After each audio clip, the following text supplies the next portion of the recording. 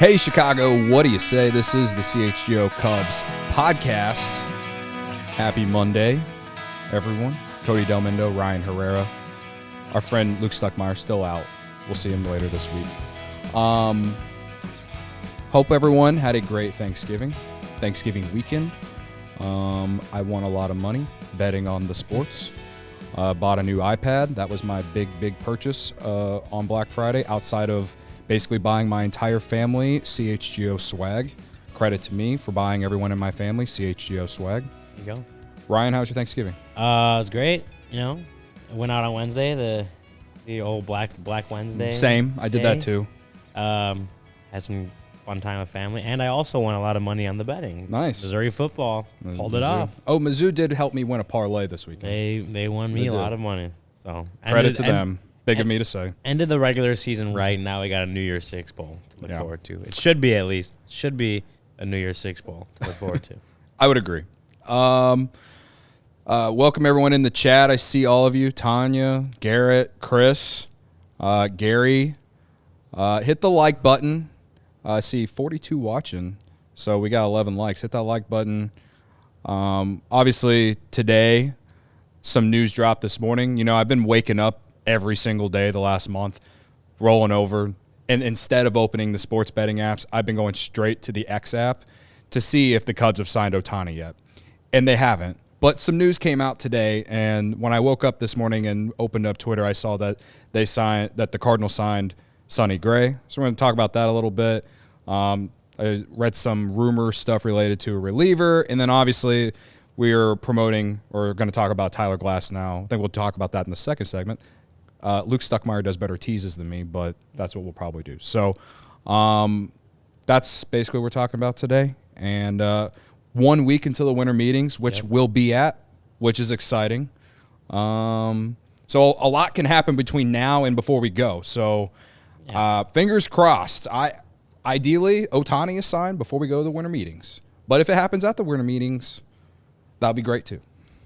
Yeah, like you said, there's a week until the winter meetings, and the stove can heat up tremendously very, very fast. Mm-hmm. It'd be cool if the big Cubs news dropped while we're at the winter meetings. That'd be great. But if anything happens this week, obviously we're going to be here for it. And I think we're ready. I think we're ready for just in general. A big move, man. Big moves to happen. Not even just the Cubs. Just anyone to make a big move, because that's when the dominoes start falling. Right. You've had some. And like you said, we'll talk about the Cardinals making some moves in the pitching market and other places, but no gigantic moves have really happened yet. None of the big guys, whether that's on the trade market or the free agent market, have been moved yet. So I'm ready to see some action. Yeah. I did want to mention today is our last day for our Black Friday / Cyber Monday sale. Yes. I guess technically Cyber Monday because it is Monday. So if you haven't, like I said, I bought my entire family CHGO swag for Christmas. Big of me, credit to me. You too can buy your entire family CHGO swag at a discount. Up to 90% off. Up to 90% off. So go do that.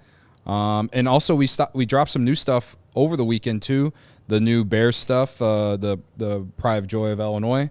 And then we dropped glasses too. Pine glasses, yeah. Yeah, the pine glasses. Nothing better than Goose Island in these pine glasses. That's facts. That's not even FAX. That's FACTS. Yeah. Go do that. All right. Sonny Gray signed with the Cardinals this morning. That was the first thing I saw this morning when I rolled over and looked at Twitter. 3 years, $75 million. That sounds about right. I was honestly thinking he was going to ask for a little bit of a longer deal, but I believe he's 34 years old. Yeah. So I guess I'm not necessarily surprised. I was also surprised to see that he was 34 years old. I thought he was 31. But whatever. So now their rotation lines up with Sonny Gray is probably their opening day starter, or at least their top of the rotation guy. Obviously, they already signed Lance Lynn and Kyle Gibson, and then Miles Michaelis, who's been there, and I guess Steven Matz. Matz was in the rotation, then out of the rotation for them last year, and then back in it at the end of the year. I'm not necessarily sure who their last starter will be. But right now, at least, it looks like those are the 5 that are going to be in the Cardinals rotation. And the thing that just makes me scratch my head a little bit is that they're all over 30 years old. Like, not like 30, 31. Like, I think Matt's is the youngest at 33. And so I don't necessarily understand the thinking. Now, Lance Lynn and Kyle Gibson on 1-year deals, so maybe it's weird to say this for the Cardinals because I genuinely don't feel like they're going into 2024 trying to, like, rebuild or retool or whatever. Like, they still have Nolan Arenado and Paul Goldschmidt. I expect them to actually try and win this division next year. And right now, based off what's happened this offseason, they look like a team that will be competitive. I'm not saying they'll win the division, but as we sit here on November 27th, that's what it looks like, just because the Cubs haven't made any significant moves yet. Milwaukee's lost a lot of guys, obviously lost Counsell. But right now, the Cardinals are the team that, they've been the most aggressive. Yeah. Well, yeah, I'm looking at it, and looking at their depth chart, they do have Drew Rom and Zach Thompson, who did start games for them. So they're on the younger side, obviously. I think Drew Thompson's Rom is like one of their better 23. prospects too. Yeah. I thought Zach Thompson's 26, so like those guys could be rotation guys instead of maybe Steven Matz or whatever. But yeah, what you're saying is they're kind of going, and it kind of gives me 2022 Cubs vibes with like these 1-year deals. And I like it's not like they are not going to have anyone on their team. Again, they still have Paul Goldschmidt. They still have Nolan Arenado. And Jordan Walker was the number 1 prospect coming into baseball last year. If they stopped playing him in the outfield, he could probably be better as a defensive player somewhere, anywhere, honestly, with as bad as he played the outfield. Maybe they should DH him. I don't know. They have players there. We were all shocked that they were as bad as they were. And the reason that they were bad is, A, their pitching, and B, their defense was awful last year. So if they're trying to, quote unquote, fix their pitching. Listen, you want to sign the guy that gave up the most homers and the most hits last year? Be my guest. But the Sonny Gray signing, I will give credit where credit is due. That is a much needed move for them. Well, he's coming off a second place finish in AL Cy Young voting. Well, yeah. So like as you mentioned, there are a lot of older guys on that pitching staff. You look back to the beginning of the offseason and their front office talking about needing to go out and get 3 arms. Well, they did, right? And I'm not saying Lance Lynn or Gibson or like they're all going to be the answer. Even Sonny Gray, right? Like that was Sonny Gray's best season of his career at 33 years old. It's age 33 season. Who knows if he can actually replicate that again as he gets further and further away from being on the wrong side of 30. Right. They're definitely trying to make this quick fix and get back to winning because, as we saw on like Cardinals Twitter last year, the one losing season in like 20-something years had them irate. So like the front office is trying to get back in the good graces for sure and get back to at least some kind of winning, and this is the route they're trying to go down. I did see someone mention that, I don't remember where it was or who it was, now that they've kind of filled out the middle to back side of the rotation, like maybe Sonny Gray right now would be their one, but like they also have some younger players around, some positional players and guys that they could be players in the trade market too for a guy like we'll talk about later, like Tyler Glasnow, right? Like they have some good pieces they could move now if they want and have a guy jump to the top of their rotation. So not saying it's going to happen. I don't know nothing about the Cardinals and what their front office is thinking, but like I wouldn't count the Cardinals out because they always seem to surprise us in different ways. Last year feels more like an anomaly than anything. Like they do seem to surprise us, whether it's trades, Paul Goldschmidt, Nolan Arenado, or whatever. So I wouldn't count them out of that. But it hasn't been surprising to see the Cardinals go pretty aggressively at the pitching, knowing that was like their identified biggest hole to fill this offseason. But now you're starting to see, like I mentioned earlier, we haven't seen any of the big names fall off the board yet. You're starting to see some of the lower, not lower tier, but like mid-tier, definitely lower than the top guys. You're starting to see those guys go off the board. So, like, you also have to think about if you're not just the Cubs, but any team that doesn't hit on some of these bigger names, some of those a little lesser names are going to be off the board by the time that happens. So you got to think about this pitching market in that way too. It's like who's going already that won't be there if we don't hit on these other guys. How much more desperate are we going to be to get some of these better guys because the guys that are just under them or a tier or two below them aren't going to be there anymore? You know? No, I agree. The chat, it's interesting to hear everyone's take on the Cardinals right now. I am conditioned, all right? I am conditioned to just assume that they are going to be better next year. And I know Arenado, at least defensively, took a massive step back last year. He finally didn't win a Gold Glove after winning a Gold Glove every year in his career. Goldschmidt was still very good, not MVP level, but he was still very good. The offense was always there, in my opinion. They need Tyler O'Neill to be healthy. Lars Nootbaar, he is probably their best young player outside of Jordan Walker. And then, like I said, Jordan Walker has shown that he can hit. Can he defend? How will the Cardinals use him that way? If they want to get better defensively, it seems like they need to figure out a position for him. It seems like they have the Christopher Morel issue with him as well as like the Cubs do with Morel. I just know that they are going to do whatever it takes to at least get back to competing in the division. They're never going to tank. They went into last season with World Series expectations and somehow, some way lost 90 games. All right. Again, they lost 90 games in a season they're supposed to have World Series expectations. Just wanted to mention that again. But I'm expecting them to be aggressive. Now, I will say that the way they're going, again, signing the two pitchers they signed before Gray just doesn't necessarily make sense to me at this point. Maybe Lance Lynn gets back. He's familiar with St. Louis. He started his career there. Maybe he gets back to his better days even with the White Sox. Last season was his first bad season, I guess you could technically say, in a handful of years. He was very good with the White Sox. We saw that here. So familiarity with St. Louis, maybe he gets back to that, but he still gave up the most home runs in the league last year. And Kyle Gibson, most hits last year. So I'm still not afraid of the rotation. Well, they're definitely risky, pickups, right? They're not guaranteed. They're to risky, make a but team not better. risky because they're still 1 year deals, those two guys. And then even Sonny Gray isn't even a risky deal. It was a 3-year deal. It's risky as far as these guys may not make you any better next right. year. They could be competitive in the NL Central but not World Series contenders. Yeah, right. That's when I talk about risks. Is these guys, they're obviously hoping for better years from a guy like Lance Lynn, right? But there's also the risk that he does the same thing he did this year and doesn't help you compete anymore. Right. And not that, like you said, it's a 1-year contract, so it's not the worst thing in the world, but it's also you just wasted a bunch of money on a guy who's not pitching any better than he did last year, right? Yeah. That's what I mean by the risk. Is you risk picking up these guys, spending money on them, not spending money elsewhere, and them not helping you compete anymore. But it's the Cardinals. They probably will help them compete as they do most years. Yeah.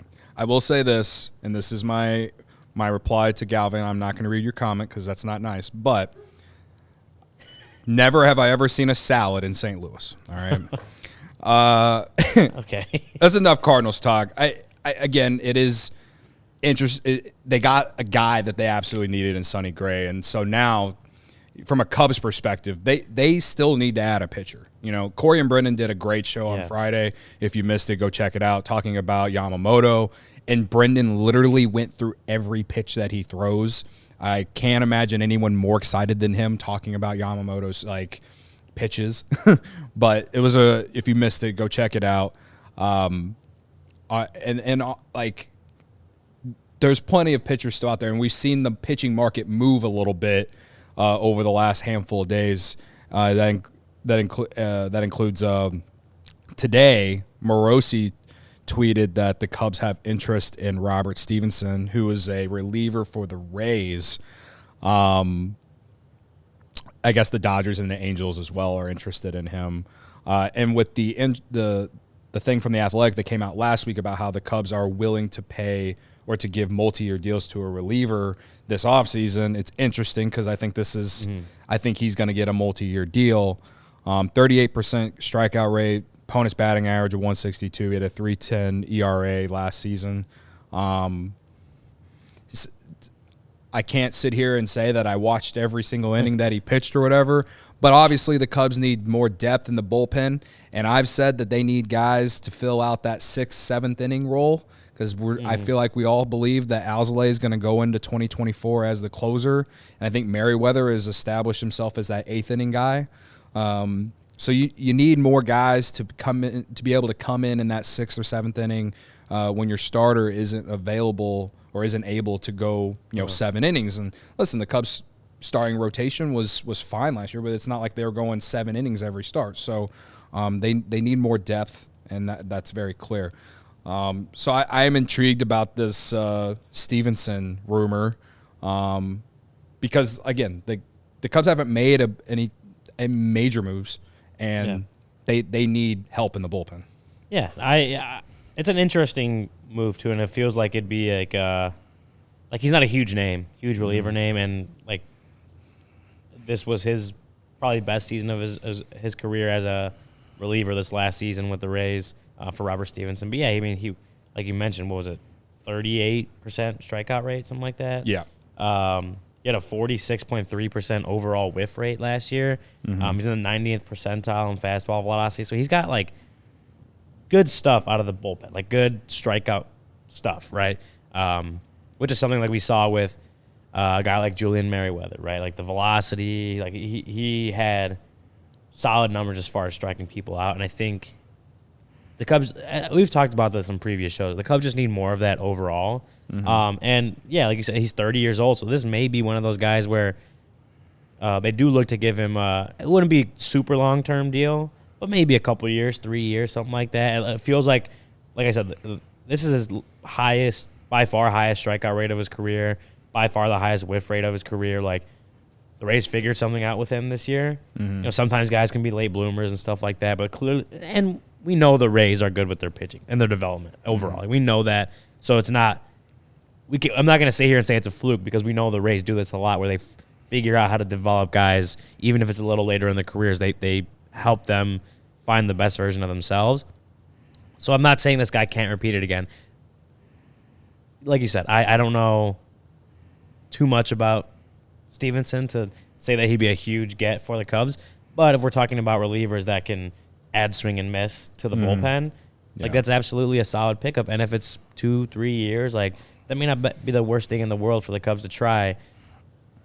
I would still assume they go out and get a little bit older, a little bit more veteran type relievers to add to that bullpen on a 1-year cheap deal, because outside of this past season, and Brad Boxberger wasn't it. Michael Fulmer eventually, like after a month or so, was that guy, right? He was the veteran reliever that they could rely on. Was he the closer that they hoped he could be? No, but he found a role, a high leverage role, and was very reliable for a good 4.5-5 months of the season.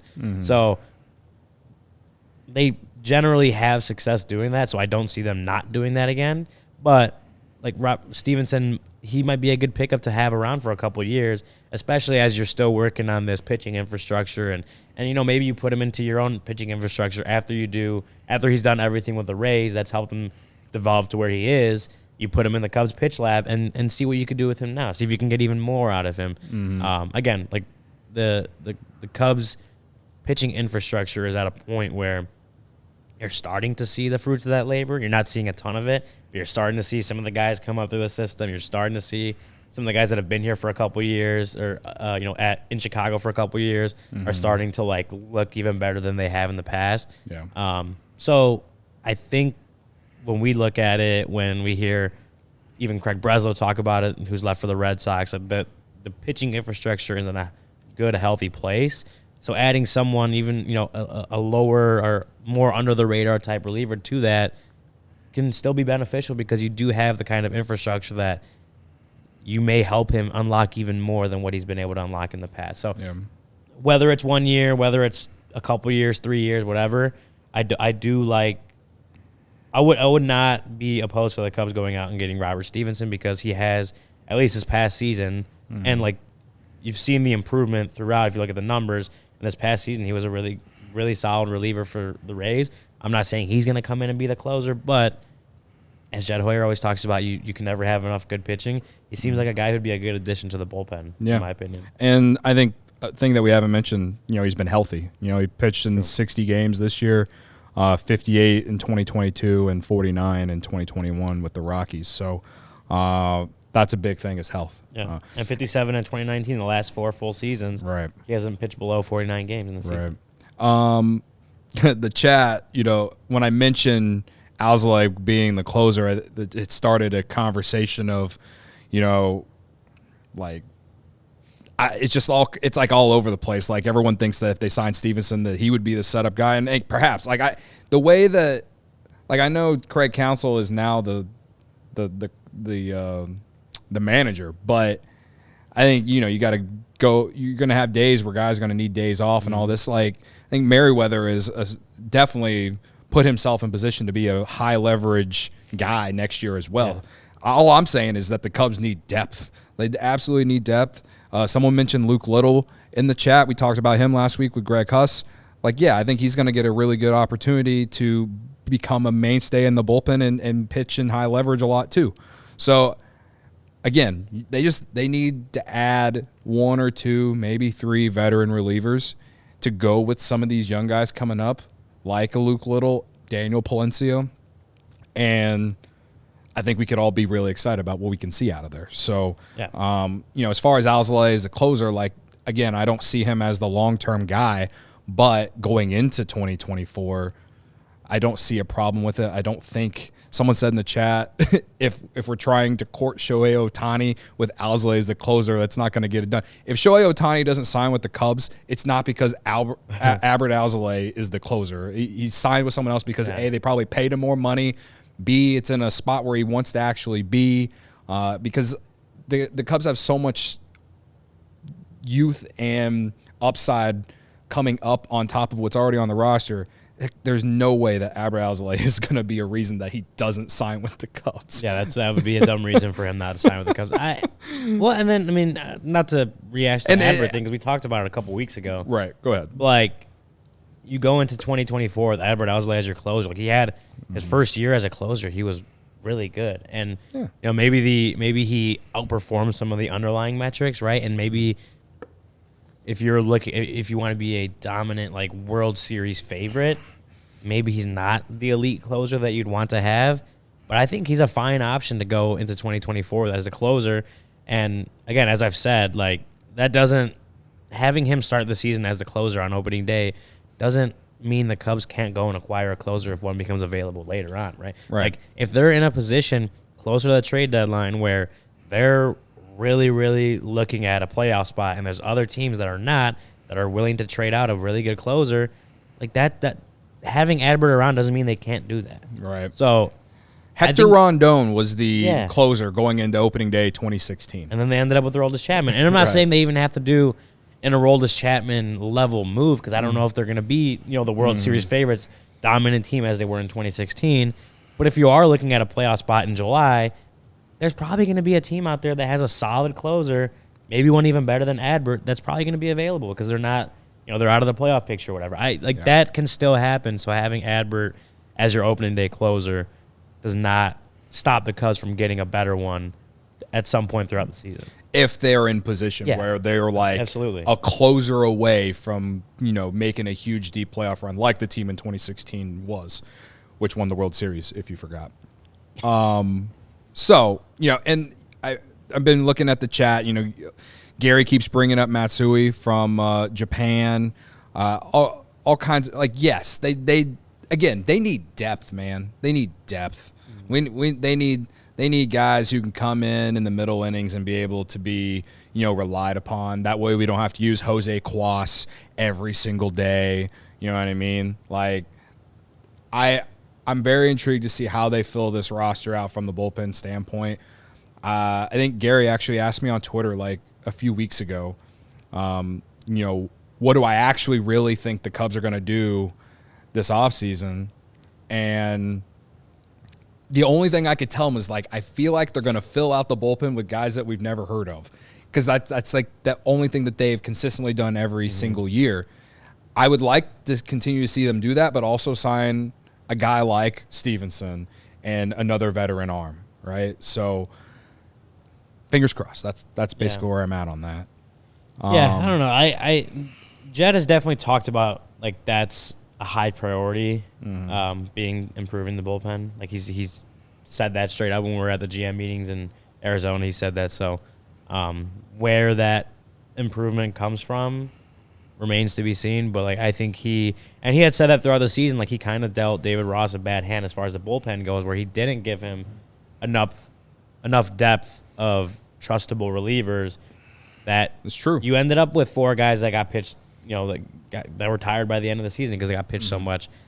Jed has admitted that he played a part in that by not giving the Cubs enough. They were too optimistic about some guys on the farm, probably. On the farm, like Brad Boxberger didn't work out how they wanted him to. Like Fulmer getting hurt. Yeah, Fulmer getting hurt, Adler getting hurt. So that they didn't have enough depth. Yeah, so that's where they ended up. And like Jed has taken accountability, saying that he didn't do enough as far as bringing in the bullpen guys that would help that bullpen last the entire season. So he definitely has identified that as like the Cubs have to be better in the bullpen. They have to have more reliable arms. They have to have more trusted arms that can get them across a 162-game season, whether that is going out and getting a guy like Robert Stephenson or making sure some of these guys in the minor leagues can develop to the level they need to be to impact this team this year. Whatever it is, like he knows that that's a major area of improvement because we saw how it kind of broke down towards the end of the year. So like that, Jed knows that. I don't know how he's going to go about it exactly, who he might bring in, but know that is an area he has identified as the Cubs need to certainly improve there to be a more competitive ball club in 2024. Absolutely. Sarah, I see we have a super chat, I believe, from Chris, $4.99. Do you guys think Jed pulled a quick one on us by saying Morel was going to play first because he's making plays at third? I pointed out right before we came on set, because someone tagged us on Twitter in the highlight of Christopher Morel making this diving play at third base and making a strong throw to first to get a guy out in the Dominican League. I don't know if I assume that was yesterday. And I was like, whoa, here we go. Morel's trade value, stock up, you know what I mean? But also, like, whether you trade him or not, like, seeing him make a play like that at third base is very, very, very good to see, and if he's going to be part of the 2024 Cubs. Yeah. So, I say you only trade Morel if it's for a major player, Juan Soto type, Bo Bichette type, but if he's here on this roster and he's making plays like that, you got third base set up. That's just the bottom line. Yeah. If he is on this roster next year. Yeah. Well, to answer Chris's question specifically, no, I don't think that he pulled a fast one. Like, they do want to get him work at first base. Yeah. It's the Cubs don't control the Dominican Winter League club Chris Morel is playing for. So if they have someone they want to play at first base to win games, they're going to play him. Mm-hmm. May he get in a few games there at some point? Potentially, but he also, he doesn't have any minor league experience at first base, any professional experience at first base, so they're not just going to put him into the... They are trying to win. Yeah, like they're a competitive... It's not like the minor leagues. Yeah, it's a competitive Dominican team that wants to win. Like, they're going to go with the guys that are going to help them win. But as has been talked about, like, there are those in-between times during games that they can get him work at first base. There's a whole winter to get him work at first base if he goes to the complex in Arizona or anything like that. They have spring training to get him work at first. Like, they can get him work at first base, as Jed Hoyer said. He didn't say we're going to have him playing every single game at first base for the Dominican Winter League ball club. He said we want to get him some work at first base this offseason and see how he handles it. And just because he has – I don't know if he has played first base for him yet, but just because he hasn't yet doesn't mean that he's not getting any work at first base. So, they're going to get him work how they want, how they can, but they don't operate that Dominican Winter League club like that. That club is going to play the lineup that they think can win them games. But to kind of add on to what Cody said, like, yeah, seeing Christopher Morel make plays like that is exciting because we know he has that ability. He has the athleticism, he has the arm, he has the ability to do that. It's more of the routineness. Can he consistently throw the ball at first base on a line perfectly, right? Can he make can he make the routine plays? Can he make the routine throws? That is something that we saw where he just wasn't consistent enough at that position in the past. Maybe he hasn't had a ton of opportunities at the big league level, but when you're in the big leagues, you have to earn the opportunities, right? If you're making mistakes, your opportunities are going to get less and less. So, yeah, it's very cool to see him make a play like that because you know he can do it. And, again, him figuring out how to be a consistent third baseman would be huge for the Cubs because they don't have that everyday answer yet, really.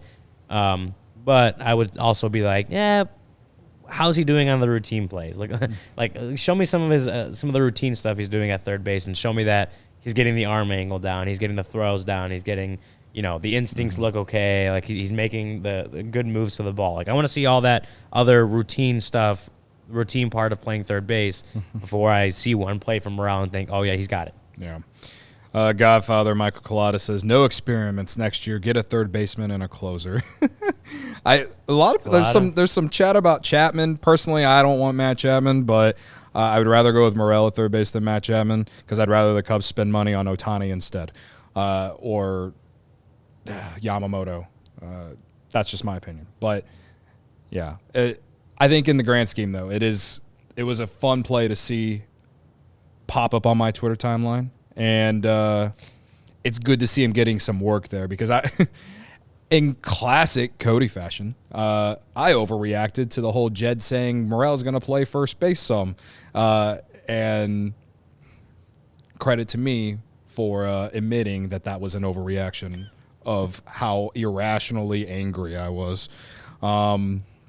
So hopefully, we continue to see more of that as the winter goes on because he's such a polarizing player this offseason. It feels like he could really impact the trade market and he could really impact on what the Cubs are going to do to shape this roster up. Like if he's on the roster, okay, then who did they sign to make the team better? If they trade him, okay, who would they get back for him because his value has never been higher. So there's a lot of question there, but also a lot of excitement, I believe, with him. And I've believed that, since the end of the year. So we got some ads to read. Let me tell you about Empire, guys. With Empire today, you get shop at home convenience, the right product for your needs, quick and professional installation, and a low price guaranteed. Empire today is the best place to get new flooring. So, of course, they have copycats. But Empire can't be beaten on quality, service, speed. So competitors advertise low-quality products that Empire simply won't carry. Empire won't promise the lowest prices because anyone who does that is putting flooring in your home that they wouldn't put in theirs. They keep shopping for Floor Simple with a curated product selection. Empire's philosophy is to help you find what you need, not overwhelm you with thousands of choices and substitutes. What they leave out of their selection is as important as what they put in. Empire's product team exhaustively combs through thousands of product samples each year to find the perfect styles. Their virtual floor designer is a great way to see how new floors will look in any space. It's easy. Just snap a picture and instantly see how new floors will look in your room. Shopping for floors at a big box store can be frustrating. You might talk to someone today who was working in plumbing yesterday. Flooring is all Empire today does. They live and breathe flooring, guys. So you can be confident you're getting honest, upfront advice. They pride themselves on their convenient shop-at-home service. They help customers shop for floors where they use their floors so they can see exactly what their new floors will look like in their homes, lighting and decor, so they can make an informed decision. Service our own warranties. If an issue does arise, just call Empire. They service all warranties themselves. You won't have to track down a manufacturer's phone number. Schedule a free in-home estimate today. All the listeners right now, all of you in the chat, all of you listening on the podcast feed, all listeners can receive a $350 off discount I mean, that's as good as the CHGO Sports Black Friday sale, all right? $350 off discount when they use the promo code CHGO. Restrictions apply. See EmpireToday.com/CHGO for details. Now I want to tell you about Midtown Athletic Club. Midtown's great. It's actually very close to where I live right now, the Chicago location. Very jealous. I wish I lived closer. You should make your way out there, though, because it's Absolutely. pretty cool. Midtown's got 4 Chicagoland locations: Palatine in the northwest suburbs, Bannockburn in the North Shore, Willowbrook in the southwest suburbs, and Midtown Athletic Club and Hotel in the middle of Bucktown and Lincoln Park. Midtown Palatine has launched a multi-million-dollar transformation of the club, which will be complete in early 2024. Listeners can lock in favorable rates if they join before the end of the year. There's something at the clubs for everyone: single people, families with kids, people looking to make lifestyle changes, people looking for holistic wellness. Like I mentioned, families with kids, right? Like there's something to do for the entire family. Childcare is included with the family membership. So I don't have kids, but if you do out there and you want to go to Midtown, like I would suggest. There's a lot of people here at CHGO who have kids. This place is perfect for them. Oh, absolutely. There's definitely some cool club features, super luxurious locker rooms with wet and dry saunas and premium amenities, amazing outdoor and indoor pools and hot tubs. They got a collection of boutique fitness studios with more than 100 classes per week included in the membership. This isn't gym quality. The spaces are boutique quality. They got the best tennis courts and programming in the sport. Tennis courts, if you're Mark Carmen and listening to this, I know you're going to love that. Midtown has indoor/outdoor tennis, pickleball, and paddle tennis. USTA professional quality all the way. So head over to midtown.com/CHGO. Find out more and to tour the Midtown Athletic Club nearest you. I'm going over there this week. I can't wait to get like a tour because I haven't been there yet. Yeah. So I'm excited. And I saw our friend Kevin Cato post some pictures from it, the location in Bucktown/Lincoln Park, in our Slack last week. And, looks great. Also confirmed via the Zoom we did with the people at Midtown, Mike Talkman goes to the one in Palatine. So just saying. Don't let the facts get away of a good story. It is a fact, though. It's a FACT. All I've got today, all I have today for you is actual facts. Yeah. All right. But if you want to see me, I would suggest the one in Lincoln Park in Bucktown. That is my neighborhood location. So, I guess. I mean, I'm going to be going to that one too. So if you want to see us both, I guess. All right. So it is Cyber Monday. Still Black Friday deals all across all of the world here this past weekend. So let's make a deal. Tyler Glasnow has been on the trade market for like the last month, and he is one guy that we haven't talked about. I felt like last offseason, for the sake of talking about him, we talked about him in terms of like, could the Cubs, the Cubs like make a deal for him? And I think that was before he had even signed the extension yet.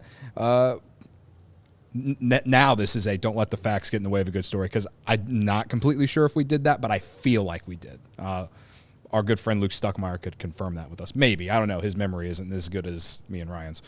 But, he's 30 years old. He had Tommy John, and that was one reason why we were talking about him, I think, last year, because it was like, high upside. Can he get back to Cy Young caliber form? Because before he had Tommy John, he was pitching like one of the best pitchers in the league, honestly, at least in the American League. He's coming off a year where I think he pitched a career high 120 innings. He had 21 starts. So I think high 120 innings, yeah. Yeah. So the big question for Tyler Glasnow is, can he stay healthy, right? Because like if you just go to his Fangraphs page or Baseball Reference, you look at the numbers and you're like, he's pretty good, but when he's available, when he's available, he has never pitched more than before this past season. He had never pitched more than 14 starts in his career, and he's 30 years old. He's on the wrong side of 30. He's going to be 31 in August next season. Now, the reason that I am intrigued for him to potentially come to the Cubs is I think that you're not going to have to trade a ton for him. And there's a lot of high upside there with him still because he is coming off a good year. 21 starts, career high, 120 innings, career high, like I said, 12.15 strikeouts per 9. He had a 3.53 earn run average, a 3.2 F4, which is highest of his career as well. And I believe the strikeout rate, 31%. What have I said? What have we all said? This team needs more swing and miss. So I got that. I don't think that you're going to have to move a ton for him because of the injury history, the fact that he is older. So, because it's Cyber Monday, can we get him on a can we trade him on a nice deal, a deal that benefits the Cubs? You know what I mean? I don't think you have to trade a PCA or a Cade Horton for him.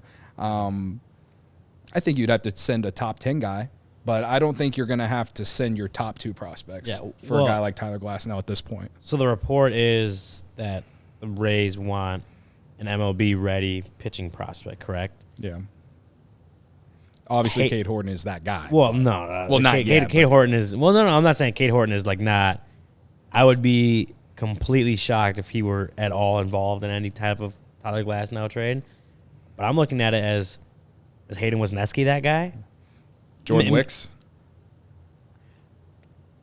I would probably – I wonder if – like, I think Wicks may be a little more reliable. Yeah. I think Wesneski has the kind of stuff that you're looking at it like, oh, like the Rays, how good they are with their pitching development. Like, Wesneski's got, like, really, really good raw stuff that, if developed correctly, can make him a really solid big leaguer. Not like, I don't know if he's going to be an ace or anything ever, but, like, you've seen the slider. Like, it's insane, the sweeper. So I wonder if that is, like, a guy that they're looking at, a guy with already a lot of major league experience, a guy that has pretty clearly identified holes in his game, right? It's not like they don't know what to do with him. Like, you know where Wesneski has struggled. How do you fix that and exploit it and make it into a strength? And now you have a really strong pitcher. Like, the Rays seem like an organization that can get that done. I feel like they get that done with everyone. And like we talked about Robert Stephenson, but like when you talk about Glasnow on the Cubs side, he brings a lot of swing and miss. Right? The strikeout rate, the whiff rate, very, very high, and he's really, really good when healthy. So if they're looking to trade him and one of their asks is an MLB-ready prospect, I kind of look at it that, like, Wesneski could go in a trade like that. I don't think that would be it. You'd have to add per se. more. Like, I don't. Would he highlight it? I don't know. Like, it's so hard because of the contract. Like, if you eat the whole contract, that's obviously going to lower the value of what you have to give back. But you got the injury history. You got, like, there are certain risks that I don't know how much you're going to have to give up for a guy like Glasnow, who, again, admittedly is really good when he's healthy, but, again, has not really been all that healthy in his career. So, like, if Wesneski, I would assume it's not just going to be Wesneski, like a one-for-one trade.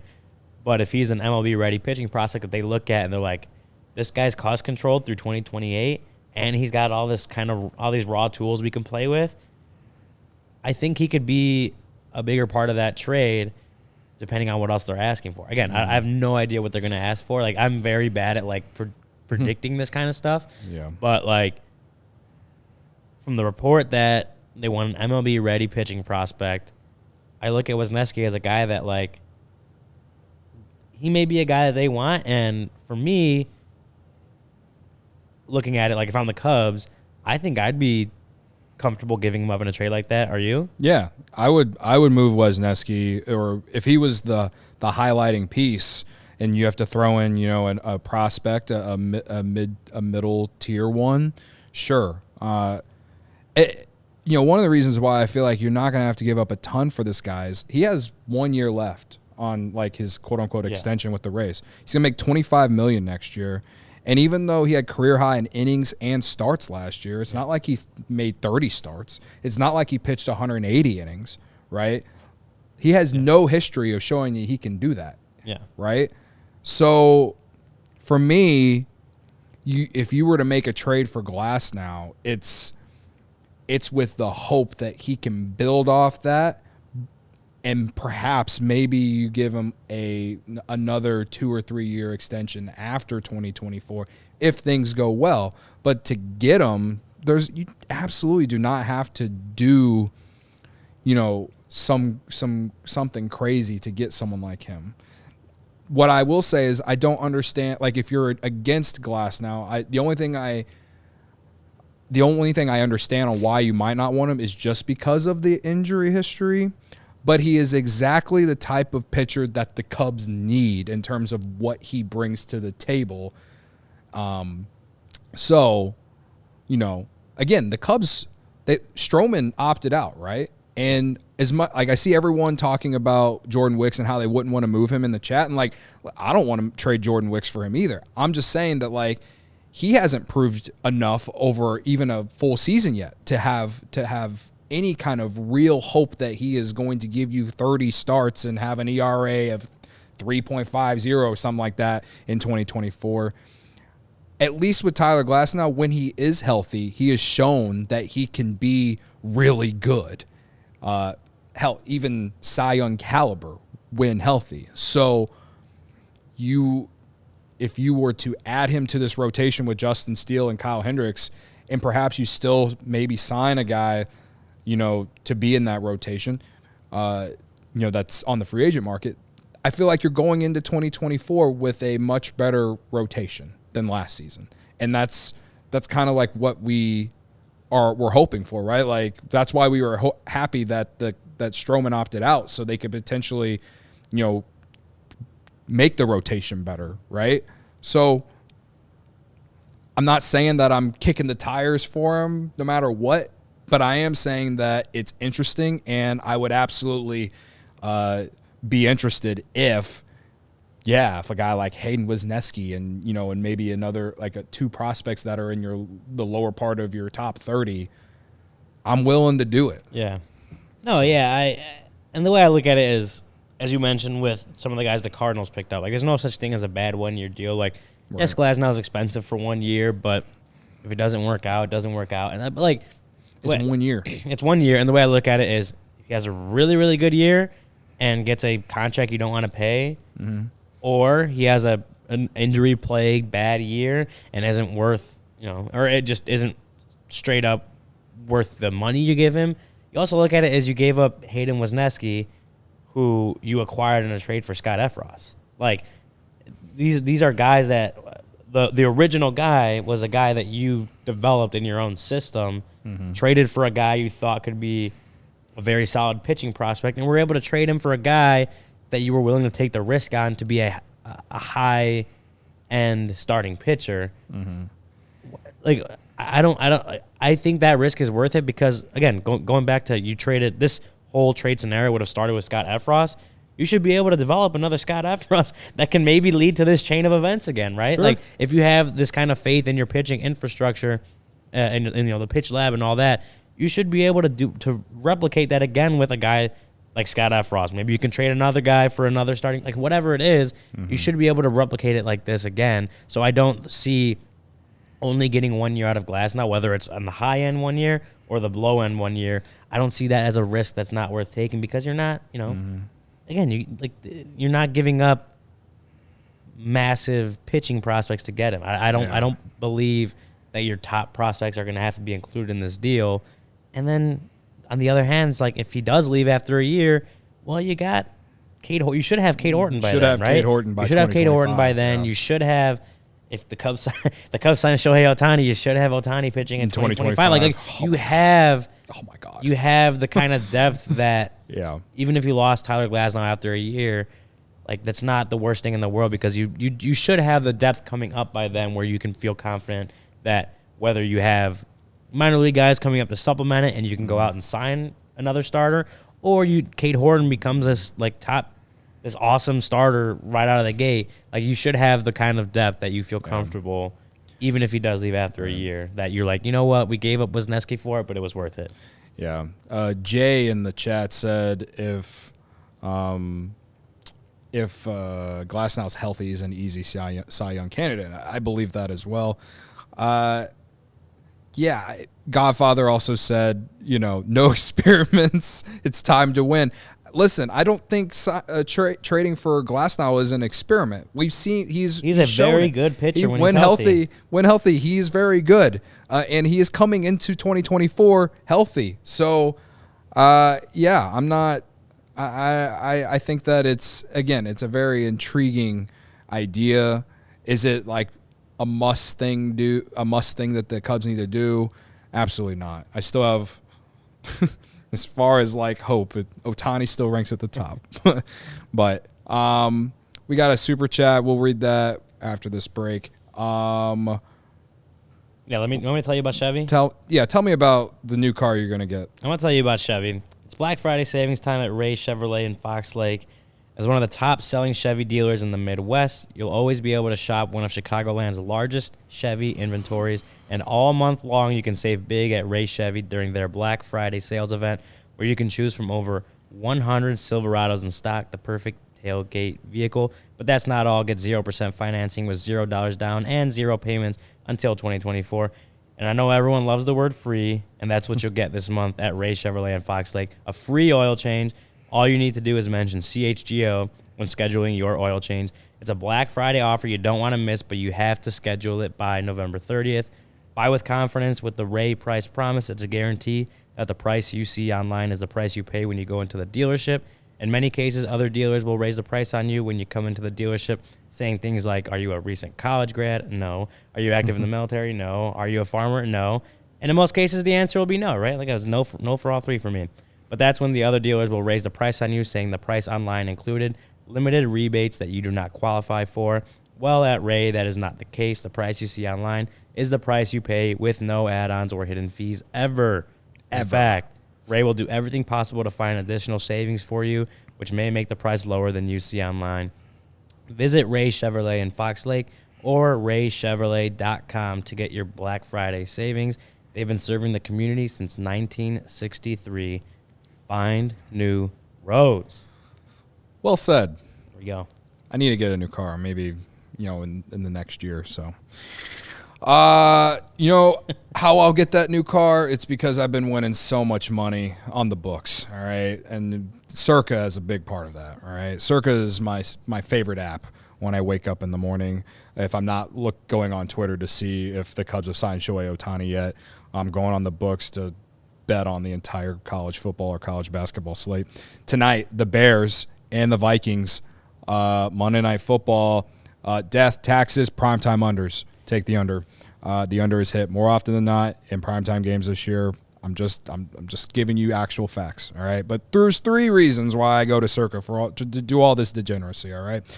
Tight money line splits. That's the number one. That's the first reason. Games will strive to be a -110 split on the CIRCA Sports menu, unlike other sports books which may use -115 or -120 splits. CIRCA Sports keeps as little money as possible on large market bets, especially compared to other books. Another reason, high app limits and their transparency. CIRCA Sports does not limit players based on their winnings, all right? Every player has the same limits, unlike other books who do limit winning players. They encourage bettors to download and explore other sports betting apps available just so they can see for themselves. Compare the lines from each sports book, and you'll see that CIRCA has the best lines.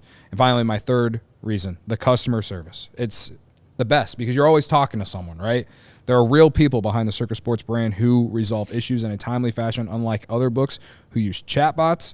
All aspects of the app are being run by the same team that runs the main CIRCA Sportsbook at CIRCA Resort and Casino in Las Vegas, which, in my very biased opinion, is the greatest place on earth outside of Wrigley Field.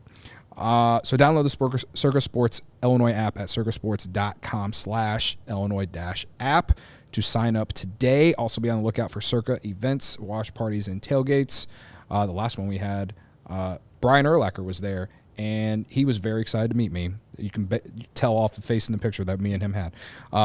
If you or someone you know may have a problem with gambling, call 1-800-GAMBLER, text GAMB to 833-234, or visit areyoureallywinning.com. All right, so we got about 6 minutes left. Super chat from Fernando, $4.99. Thank you, Fernando. Hope you guys had a happy Thanksgiving weekend. I did see Ryan out and about on Friday. I didn't want to fanboy out and buy him a Goose Island. You should have, though. I was at Cody's. He must have been there. Fernando, I'm always approachable. You can always buy me a Goose Island. That's for sure. Absolutely. Like, I'm always willing to get I was at Cody's on Wednesday. packed. It was packed, yes. Great bar. Oh, Not only because it's named after me. However, when I did go in on Wednesday, the bouncer literally looked at my ID and was like, "You own this place?" And I was like, "I wish, man. I wish."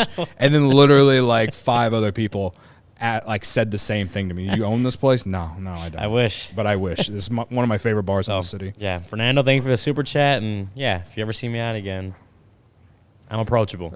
I love to talk. That is true. Big of me to say. Credit to me. I love to talk. What else we got?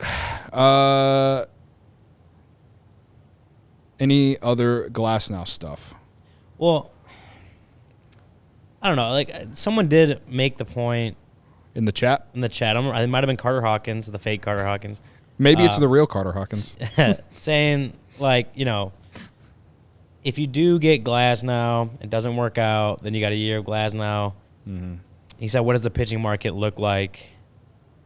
No, it was definitely Carter Hawkins. Mm-hmm. But it was like, what does the pitching market look like next year? Is it just better to go and get, Yamamoto? And, like, you can get – I think you could do both of them. Mm-hmm. Like, the Cubs have the resources, the money, the space, and have reset the luxury tax clock. They could go and get both of them.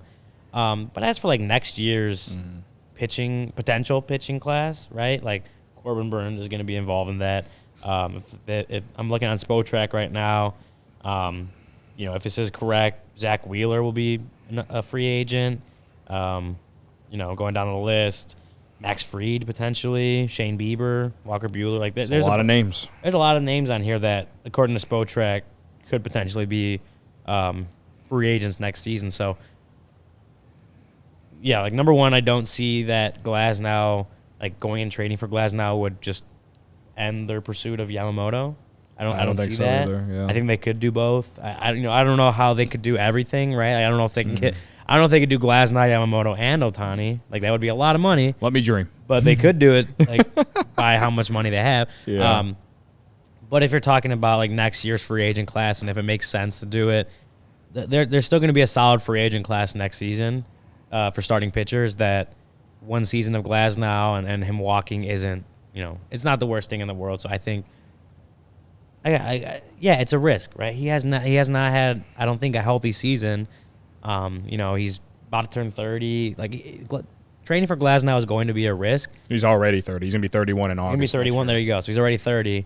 Mm-hmm. It's a risk, but it's sometimes the Cubs should be willing to take to be willing to take on a risk on try to with win, Bellinger, right? Yeah, they took a risk on Bellinger and helped them out. Like if they're truly, and this is not even just the Cubs, this is for any team, that if you're truly intent on competing at the highest level, sometimes you got to take on risk. Whether that's bringing in a guy with injury history, whether that's signing your first ever $200+ million contract, right? Like those are all risks. Yep. Those are all risks. As great as Shohei Ohtani is, it's a risk. It's a risk. If he's getting $500 million for someone we don't know how they're ever going to who is said to be able to pitch again. Yeah. But at what level will they pitch again? That's going to be a risk regardless. Like he's a great player.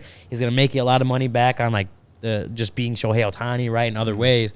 But that's still a risk as far as the money you're giving him and how it matches up with the the luxury tax and all that stuff. So whatever you're gonna do, there's gonna be risks. But if you're a team intent on competing, you have to take those risks sometimes. And that's why it's I don't think Glasnow would be the worst risk to take. No, and that's why I'll always as funny as it was to watch the Mets just completely flop last year.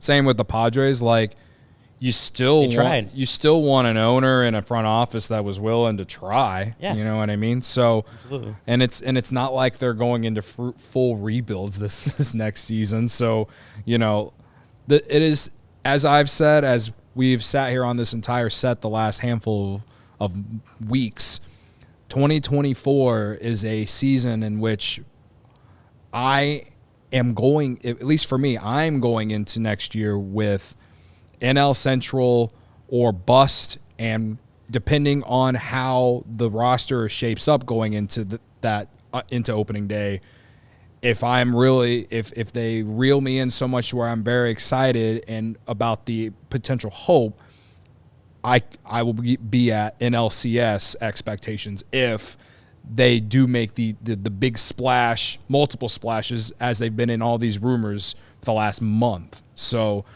again, this is the time for the Cubs to act like the big market team they are, to take that next step. You got a little bit of a taste last year. You saw a lot of your young guys come up and excel and take steps, like Horner, for example. I feel like even took another step out based off what he did compared to 2022. Like, it could go into all of them again if you really wanted me to. But I'm just saying, like, now is the time for this team, this organization, to take those risks and sign multiple people or trade whatever, and make this team go into opening day with real high expectations. I don't want to sit here on this set on opening day and be like, well, if this happens and this happens and this happens, maybe they win 88 games, right? So it's that time, man. So we are at the hour point. There we go. Before we get out of here, I got to remind y'all one more time. It is the last day of the Black Friday / Cyber Monday deal. All right. Barb, I see you finally showed up. We are live. I know you want all the CHGO swag. Right now is a time to get everything at a discounted price. You can get the new Pride of Illinois shirt / sweatshirt.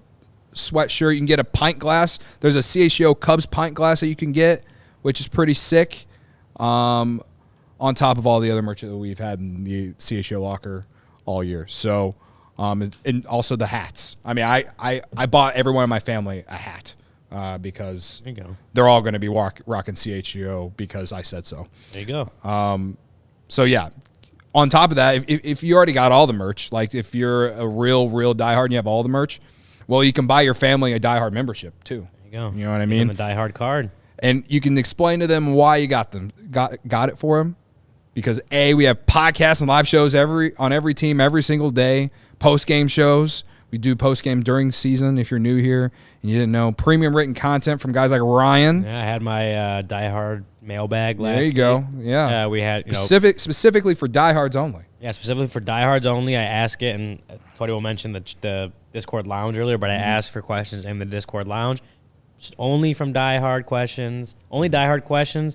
And only diehards get to see the answers. Absolutely. And you get 20% off events, which we've had a lot of events.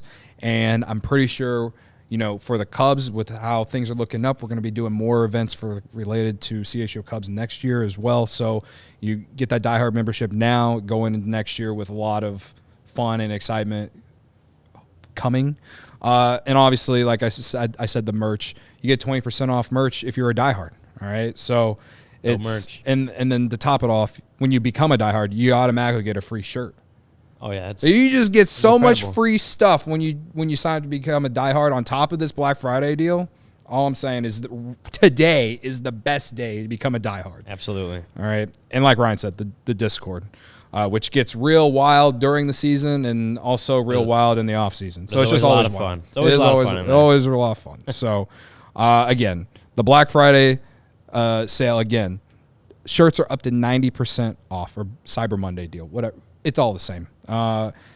Shirts up to 90% off. You get the CHGO gear is up to 33% off. Like if you just want a regular CHGO shirt, and a lot. There's just so much at discount today. You can't miss it. So, yeah, I think I hammered it down. Like go right now before the end of the day. Literally right now. Right. Right now. Should we talk about the poll? Oh yeah. Thank you, Sarah. So if you watched our Thanksgiving draft shows, last Wednesday? Tuesday or Wednesday? Tuesday or Wednesday? Yeah. Looks like Luke won the poll on the X app. I'm not necessarily surprised because his made a lot more sense than mine. I knew that I wasn't going to win, But I am happy to see that I was close with Ryan by 2%, 27% to 29%. The voting was rigged. I mean, football, apple pie, and mashed potatoes. Sarah said it earlier. That's a hell of a big I voted three. for Ryan. Yeah. Oh, credit to you. That's a I did. hell Yeah, of a big it was the three. apple pie, the mashed potatoes, and then football. That was the reason why And then I you had get to go turkey over bowl, there. and then Mr. Irrelevant is loteria. Like that. I thought that was gonna give me a big chunk of the vote, but apparently not. I thought sports betting was Cody was gonna be strong on that one. I think the real D-gens probably voted for me. So shout out to all the D-gens out there. Yeah, I think that listen to this show. I think Stucky Nation sent the bots out. Vote on it. The bots. Stucky Nation includes Corey Friedman. Yeah. So I think that's what happened. That's what we're seeing in that voting. So yeah. Protest until we can get down to the bottom of this. Oh my gosh. All right. Appreciate y'all for hanging out in the chat. We got 59 likes. How many people watching, Sarah? 119. That doesn't make any sense. Make it make sense. All right. So hit that like button on your way out. Hit the subscribe button. Again, we're going to be at the winter meetings next week. So to answer anyone's questions in the chat asking if we're going to be there, yes, we will be there. So all I'm saying is you're going to want to tune in the rest of this week. And you're going to definitely want to tune in next week whenever the hot stove is like burning hot and to a point where I can't even touch a stove, an actual stove, my own stove in my own apartment. And we're going to be here for everything that drops related to the Cubs. Oh, yeah. On, hopefully when they sign Shohei Ohtani, I will be, I'll probably having a out-of-body experience when that happens. We're manifesting. So hit that subscribe button because this is the best place to be when the Cubs make a massive move and we go into 2024 with massive playoff expectations and vibes. Specifically for vibes too, but all that stuff I just said. Yeah. So we'll be back tomorrow, 1:20, I believe. Hopefully there's a signing. But if there is a huge signing between now and 1:20 tomorrow, we'll definitely be live. We will be there in a matter of minutes. So make sure you subscribe to our YouTube channel. Follow us on Twitter, CHGO_Cubs. And, yeah. So anything else, Ryan? Did I miss anything? No, it's good. I think we start off the week right. Hopefully we see some stuff go down, whether it's the Cubs or anyone, man. I just want to see some action. I love the action of MLB. We had a good, healthy conversation about Glasnow. Now let's actually talk about something that happens. Yes, exactly. All right, thanks for checking out the CHGO Cubs podcast. We'll see you tomorrow. Fly to W. We all silly like the mayor.